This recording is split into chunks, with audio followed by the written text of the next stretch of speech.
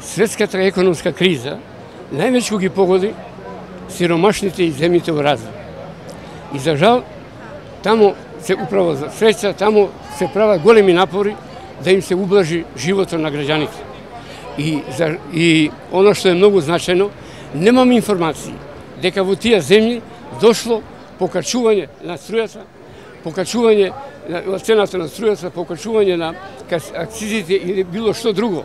Затоа што навистина ова што се прави во Македонија е исклучно.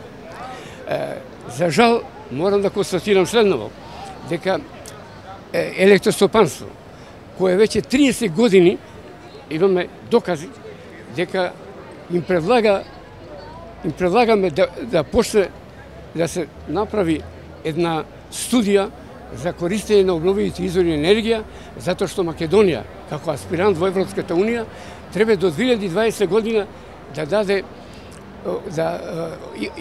изгради објекти од обновливите извори енергија за 20%. До денеска нито 1% нема. Зашто?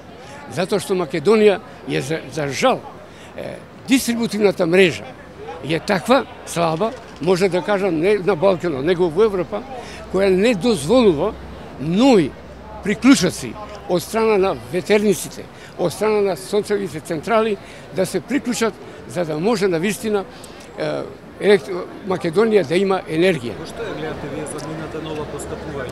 Што е целта? Што мислите? Целта е тоа, затоа што електростопанство секоја година купува енергија од 100 до 200 милиони евра.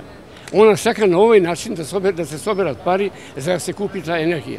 Уместо ние да ја користиме, например, Вардарската долина, за која се дадени големи финансиски средства, да изградиме нови типови подводни централи, кои навистина даваат енергија, а не да правиме 12 брани.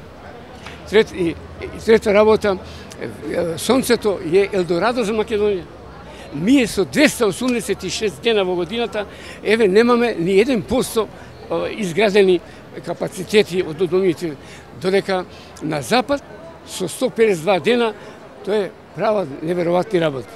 И ова уште да кажам е многу важно, дека ветерниците се навистина и сончевите централи од изварена значење, затоа што Кина минатата година изгради ветерници во вредност од 34,6 милиарди долари.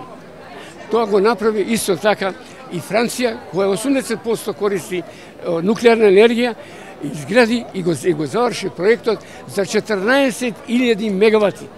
Тоа е навистина како пострек, тоа го прави Англија, тоа го прави Шведска, тоа го прави Норвешка, тоа го прават голем број земји.